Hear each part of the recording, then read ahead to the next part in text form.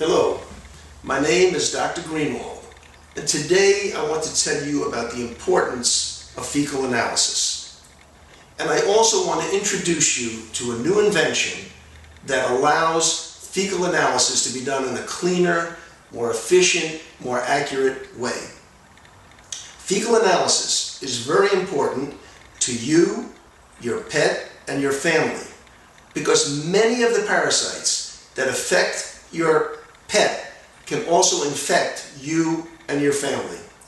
The use of the squeeze test allows you to do this in a very efficient and clean manner. If you notice, there's a very wide opening here. You tear off this spoon, you take a spoonful of poop about the size of a grape and put the spoon and the poop in there and return it to your veterinarian. When you do that, the rest of this system is a complete analytical device which he will use in the laboratory. And remember, veterinarians that give you this diagnostic system are practicing the best medicine they can, showing you they care, because this squeeze test is the gold standard for fecal analysis. And now, with the help of Dan Atchison, my client, we will show you this in a real-life situation.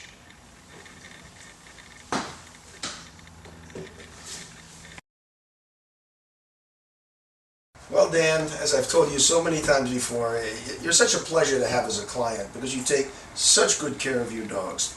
And BB is in great shape. Her blood picture is normal. Her heartworm test was negative. Her basic physical was good. She's all up to date on her vaccinations. So we're in really good shape. The only thing we're going to need now is a fecal exam so we can check her for parasites. Okay, tell me how much to get and I'll get it for you, Doc. Well, Dan, you and I always joke about things like that. I don't want a whole bunch. In fact, here's a container that's also a device that we use for the analysis that you can put the poop in. Okay, I like the size of that container. Yeah, I know what you're saying, Dan, but I don't, just because it's a big container don't mean you need to fill it up.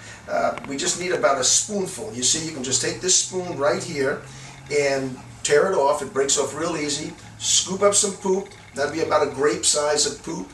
Drop the whole thing, spoon and all, right into the container. You don't have to do anything else with the spoon. Just leave it in there and it doesn't mess up our examination or analysis of the poop. Oh, that's great. It's been such a mess working with those in the past, and I like the idea that I can put the spoon in there with the sample.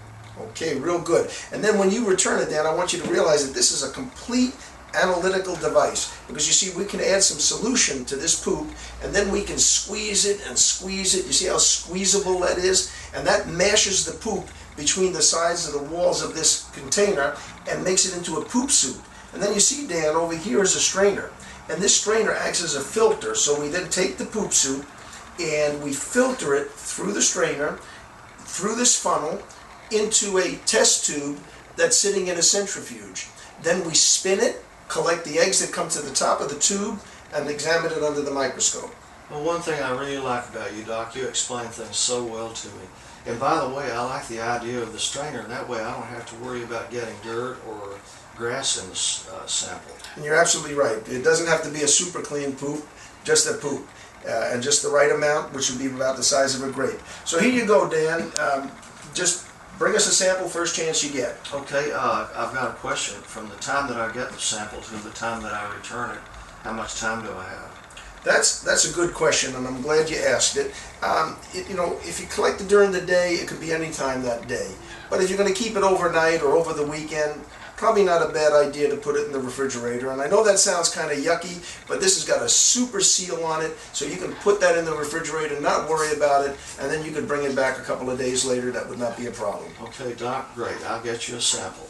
And Dan, thank you once again. It's always a pleasure, working with you and BB and your other bulldogs. Likewise, Doc. Hello, Mr. Atchison. I see you have a sample for us. I sure do, and it's still warm.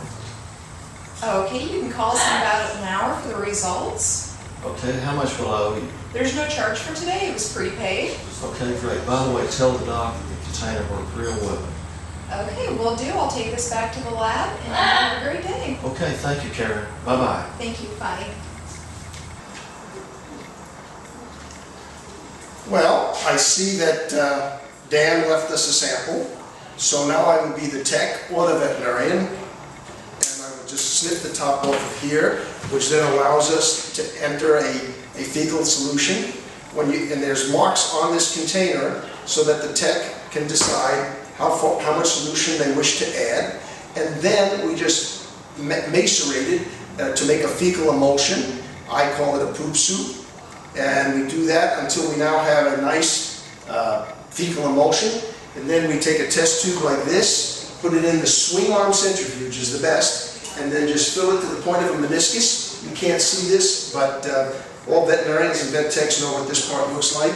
Then we just throw this away. We add a cover slip. There's a cover slip that goes onto the tube.